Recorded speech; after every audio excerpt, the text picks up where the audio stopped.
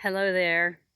Hi, it's a windy day and it might rain soon, so this is going to be a super fast, super supersonic video. I'm just going to get after it. I hope that this last week was good for you and that you had an excellent writing prompt week of intentions. I feel like Feed Momentum was really good for me. I feel like it went very well this week with kind of just following that line of energy from the week before. That's what I really try to do, that is to try to feed one week into another as a natural progression of energy from one to the next, so that it feels sort of like a natural kind of place to go from one feeling and one course of action or inaction, as the case may be. Sometimes we need that to the next. So after feeding momentum, I really want to celebrate my upcoming 50th birthday with a wonderful intention, which I don't know if I'm reusing words or not with this, because I haven't had a chance today to look at my past list of intentions that I use. But I would really like to use the intention of accept sovereignty. I feel like that's a good one for this coming week. I feel like that's going to be a powerful intention this week. I know there is so much going on in the world right now, and I know so many of us are so worried and so concerned about what's happening.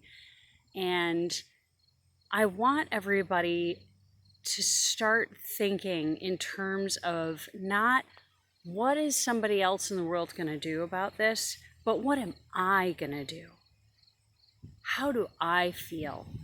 What is in my world that I can attract, or that I can reclaim, or that I can affect in a way that makes me feel better?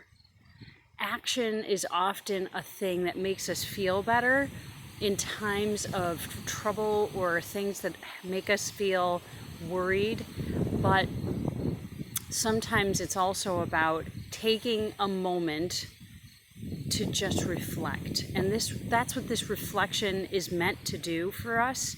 When we use it, when you write your intention the first thing in the morning when you wake up, and you go through your day and you've just got that in the back of your mind. And again, it does matter what time of day you do this, because those theta waves are strong in the morning. When you first wake up and you're still sleepy and your eyes are still half open, that's the perfect time to write your intention for the day. Set yourself up for success by having that notebook next to the bed. Go through your day with that in the back of your mind, fueling everything you do, affecting every action you take throughout your day. And then at the end of your day, you take those few minutes before you go to sleep. When you're sleepy, those theta waves will be active again. That's a powerful time to do your little bit of reflection, where you just write what comes into your head about that intention you had. What did you notice? How did you feel? What did you say? What did you do? Write all those things down from your day, and you might be surprised at what your brain will remember from your day, when you might be a person who continuously complains, and you see the bad things, and you have negative experiences all the time, and you feel like negativity follows you everywhere. You might be surprised by what happens when you start these reflections and you start noticing the positives that happen in your day. They will begin to pop out at you, because you switch over that natural course that you've been taking for so long, because you're just used to it. The negativity is a common problem in our society today, where people continuously focus on the bad things that are happening around them all the time. Watching news is one.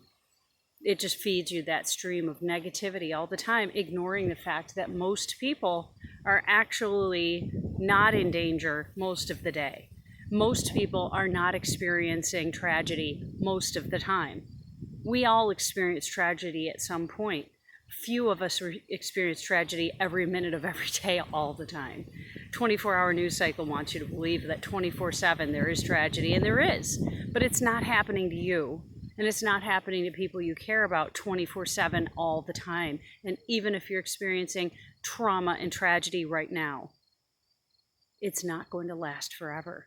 And you can start thinking about what things are happening in my day, even when I'm going through tragedy and trauma. What good things are happening to me throughout my day? How do I accept my sovereignty over the experience of my life? How do these things that happen during my day affect the way I feel, and how do I choose to respond? How do I choose to respond? How do I choose to act? What do I choose to say? How do I choose to think about it in response to what is around me? It's a powerful thing to accept your sovereignty and understand you have the power over your own experience, even if you're in jail. Even if you're in jail, and you can ask people who have been in jail, who have turned their lives around, because there are people who do that.